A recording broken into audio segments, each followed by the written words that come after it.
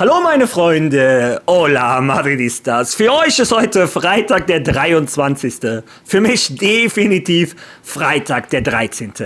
Alles, was schiefgehen konnte bei diesem Video, ist schiefgegangen. Also entschuldigt den späten Upload, ab morgen wieder zur gewohnten Zeit. Aber heute habe ich als Entschuldigung ein vollgepacktes Video zu der Aktualität von Real Madrid für euch. Fangen wir an mit der Bombe, die gestern geplatzt ist. Real Madrid ist eine der 12 Gründungsmannschaften für die NBA Europe.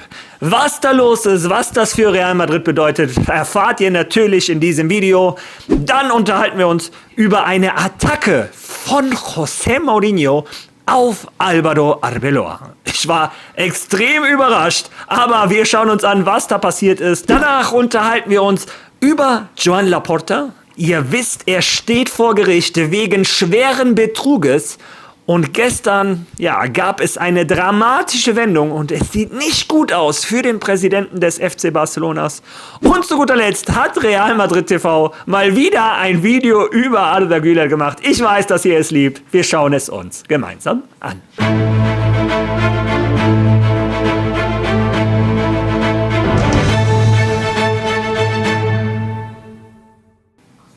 Ja, bevor ich zu den eben erwähnten Themen komme, ein Anliegen in eigener Sache.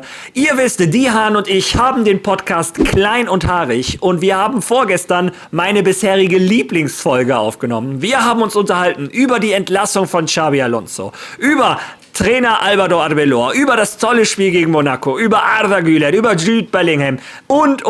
Also geht nach Spotify und hört euch die Folge an. Ihr werdet es nicht bereuen. Ja, apropos Neuigkeiten, unterhalten wir uns über das, was ansteht. Morgen absolutes Spitzenspiel. Real Madrid bei Villarreal. Das mit Abstand schwerste Spiel in der Trainerkarriere bisher von Álvaro Arbeloa. Und dafür, wie ihr es sehen könnt, bereiten sich unsere Jungs vor. Das ist das Training von gestern. Und gute Nachrichten für den Madridismo. Gute Nachricht Nummer 1. Brahim ist zurück.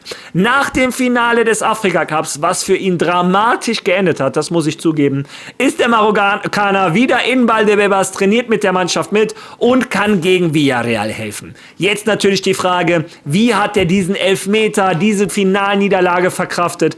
Ich hoffe, er kann darauf sich konzentrieren, dass in den ersten 5 Spielen er in allen getroffen hat, einen tollen Fußball gespielt hat, er der Spieler des Turniers war, er Marokko quasi alleine ins Finale getragen hat. Und ich glaube, dieser Fußballer Brahim aus den ersten 5 Spielen könnte sehr hilfreich für Real Madrid werden. Ansonsten noch 2 weitere Informationen. Sowohl gestern als auch heute, so viel konnte ich inzwischen schon erfahren, haben Rodrigo und Asensio am Teamtraining teilgenommen und können beide gegen Villarreal spielen. Insbesondere bei Asensio wisst ihr, wie wichtig das ist. Unsere Innenverteidigersituation ist europaweit, glaube ich, die schlechteste überhaupt. Asensio ist wieder dabei, kann neben Dienhausen spielen. Mal schauen, ob unsere Jungs an die Leistung gegen Monaco anknüpfen können. Wäre für den Madridismo mit Sicherheit wichtig. Ja, apropos Madridismo und wichtig, eine Sache, die wichtig war, dass die Millionenverluste im Basketball aufhören. Ja, und Real Madrid hat dafür anscheinend die richtige Lösung gefunden. Real Madrid ist laut La Cope eins der 12 Gründungsteams für die NBA Europe. Hören wir da zusammen einmal rein. Hat Real Madrid diese Entscheidung bereits getroffen? Nun zu 99%. Sehr verlässliche Quellen aus der NBA bestätigen uns, dass Real Madrid, sofern es keine völlig unvorhersehbare Wendung gibt, als einer der 12 Gründungsvereine mit festem Platz am NBA-Europa-Projekt teilnehmen wird.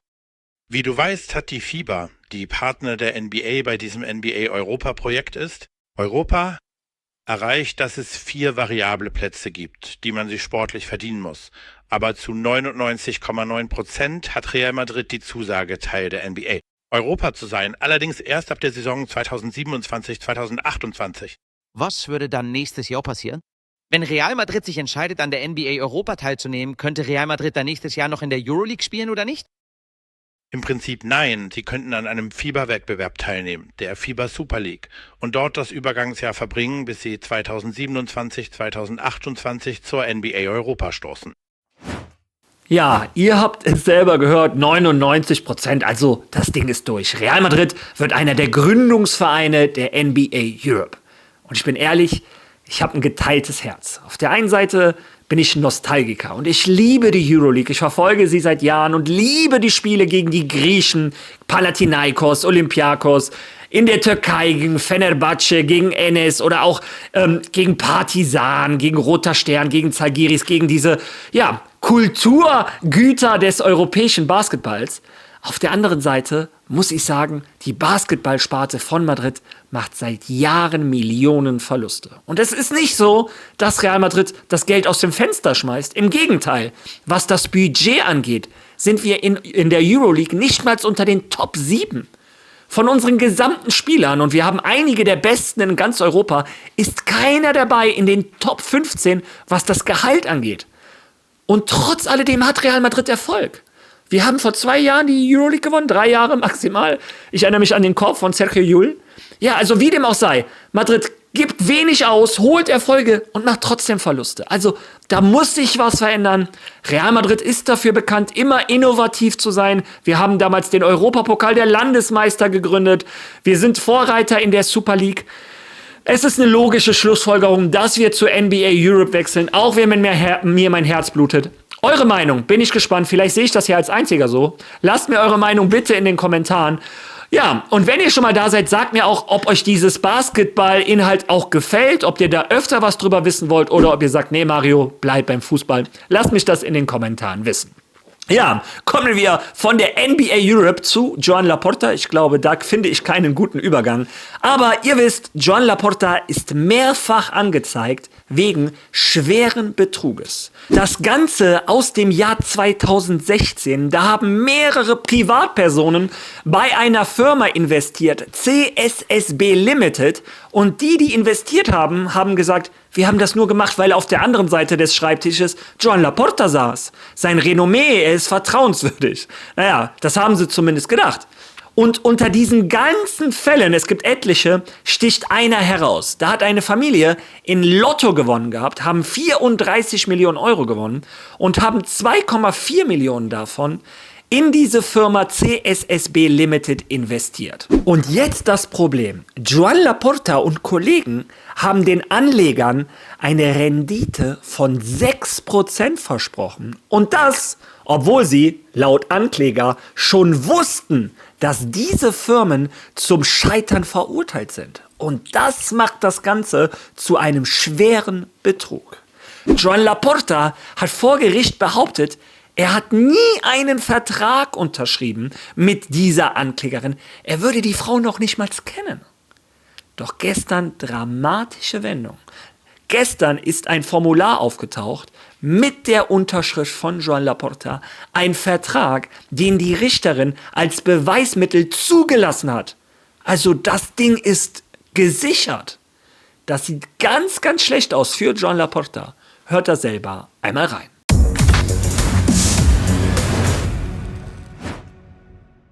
Haben Sie irgendeine Art von Vertrag mit der Dame unterzeichnet? Ich nicht. Ich kenne sie nicht einmal persönlich. Ich hatte nicht das Vergnügen. Herr Laporta war an der Unterzeichnung des Vertrags nicht beteiligt, weder an diesem noch an irgendeinem anderen Vertrag. Daher kann ich wenig erklären. Das stimmt nicht. Seine Unterschrift taucht nicht auf. In keinem Vertrag taucht seine Unterschrift auf. In keinem Vertrag.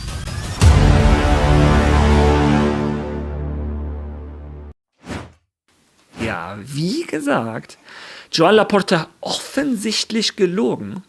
Bin ich gespannt. Ich erinnere daran, ein anderer Ankläger, da hat der Anwalt letzte Woche gesagt, wird alleine schon 6 Jahre Haft verlangen. Mal schauen, was der Hauptkläger oder zumindest der das meiste Geld verloren hat, was da der Anwalt verlangt. Vielleicht auch Gefängnis, vielleicht wollen sie einfach nur das Geld zurück. Ich halte euch auf jeden Fall auf den Laufenden. Aber genug jetzt mit dem FC Barcelona, mit Joan Laporta. Kommen wir zu Real Madrid. Wir haben selber einen kleinen Skandal. Und der kam ehrlich gesagt aus dem Nichts. Ich habe euch immer wieder gesagt, Álvaro Arbeloa wird der Trainer sein, der einem José Mourinho am nächsten kommt. Das ist ein Jünger von ihm. Der feiert ihn, der verteidigt ihn, der sagt immer, er ist Mourinhista. Ja, umso erstaunter war ich, als ich dieses Interview gehört habe. Für mich ist das nur eine Überraschung. Wenn Trainer ohne eine Geschichte, Trainer ohne tatsächlich geleistete Arbeit die Möglichkeit haben, die wichtigsten Teams der Welt zu trainieren. Das ist für mich die wahre Überraschung. Wenn der AC Milan Max holt oder wenn sich Juventus, also Juve, um ihn bemüht, Luciano holt, wenn die Roma wirklich Gasperini holt, ist das für mich nie eine Überraschung. Überraschend ist es, wenn Leute, die nichts geleistet haben, die größten Teams mit der meisten Verantwortung übernehmen. Wow, was war das denn? Wo kam das denn her?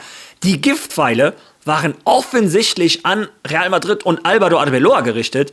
Ein Trainer, der noch nichts geleistet hat, trainiert den größten Verein mit der größten Verantwortung. Da kann ja nur Arbeloa gemeint sein. Und ich war überrascht. Danach habe ich überlegt, ist ein Mourinho vielleicht sauer, dass Madrid ihn nicht gefragt hat nach dem Trainerposten? Und dann ist mir allerdings auch eine Antwort von Álvaro Arbeloa aus seiner allerersten Pressekonferenz bei Real Madrid eingefallen, als er vorgestellt wurde als Trainer von Real Madrid. Hören wir da zusammen einmal rein. Einen Großteil deiner Karriere hier bei Real Madrid als Fußballer hast du mit Mourinho auf der Trainerbank verbracht. Ich möchte dich fragen, ich sehe, du lachst. Ich wusste, dass diese Frage nicht fehlen würde. Wie viel Mourinho werden wir in Arbeloa sehen? Und auch, ob du mit ihm gesprochen hast, ob er dir einen Rat gegeben hat, wie du dieses Real Madrid führen sollst. Nein, ich habe noch nicht mit José gesprochen. Für mich war es ein Privileg und eine Ehre, von José Mourinho trainiert zu werden. Das war es schon immer. Ich habe auch eine tolle Beziehung zu ihm. Aber nein, ich habe nicht mit ihm gesprochen.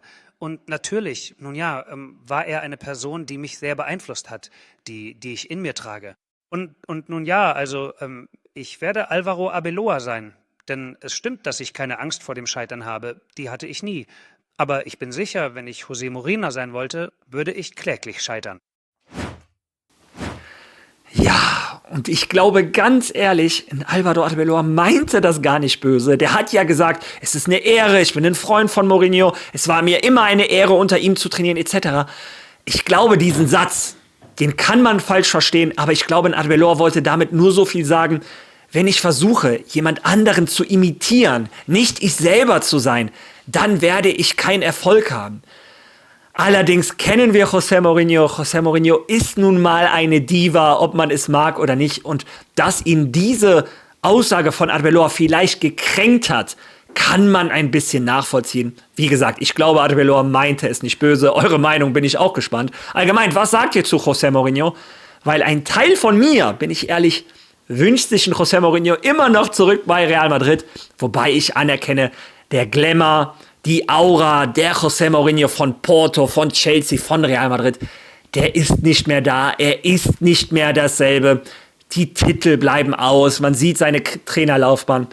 Naja, trotz alledem werde ich ihm immer dankbar sein. Ohne ihn wäre Real Madrid nicht da, wo wir sind. Ich bin ihm immer sehr, sehr dankbar. Ja, und zu guter Letzt, bevor ich mich verabschiede, ich habe euch versprochen, Real Madrid TV, die sind größere Arda Güler-Fanboys als wir alle zusammen. Die haben wieder einmal ein Video gemacht und das machen die nicht oft. Aber wenn sie es machen, fast immer über den Türken. Ja, bevor ich zu viel plapper, schauen wir es uns zusammen an. Eine Traumnacht im Bernabeu und in der Champions League musste die Handschrift von Güler tragen. Seine Beteiligung war entscheidend für den Kantersieg. Allein dieser Spielzug, dieser Pass beim zweiten Tor von Mbappé zeigt seine ganze Klasse. Was für eine Bewegung, was für ein Manöver. Güler direkt, Vinicius, Mbappé ist frei, ganz allein. Auf geht's, auf geht's. Tor, and that is a goal. Seine Spielübersicht, wie er Vinicius diesen präzisen Ball zuspielt, damit der Brasilianer ihn dann Mbappé serviert. Vinicius würdigte Güler so für diesen großartigen Pass. Zu seiner Qualität und Spielübersicht gesellen sich Kampfgeist und Einsatz, woraus das 5. Tor des Abends entstand. Wieder auf Vinicius, diesmal in Form einer Vorlage. Güler für Vini, Gefahr, Gefahr, Gefahr. Vini, er zieht nach innen. Traumtor, du bist großartig, Vini. Insgesamt 10, die dritte in Folge nach der Vorlage für Gonzalo im Pokal. Und dieser Flanke in den Strafraum, die Asensio in der Liga gegen Levante einköpfte. Das ist die Heatmap von Güler gegen Monaco. Er war überall auf dem Spielfeld präsent. Es ist das Beispiel dafür, wie sehr seine Präsenz auf dem Platz auffällt. Güler hat noch eine Menge Fußball zu bieten. Ja, also wieder einmal, man sieht, wie verliebt Real Madrid TV in diesen Jungen ist. Zu ihrer Verteidigung, der Pass, den er da spielt, ist natürlich auch überragend.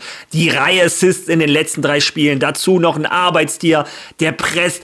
Wie wichtig er für das Team ist. Ich glaube, das sieht inzwischen jeder.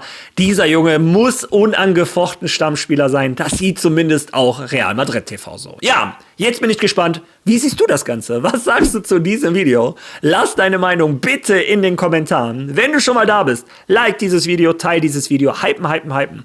Wenn du noch kein Follow da gelassen hast, drück drauf, das unterstützt diesen Kanal ungemein. Und wir sehen uns morgen wieder. Bis dahin. A la Madrid!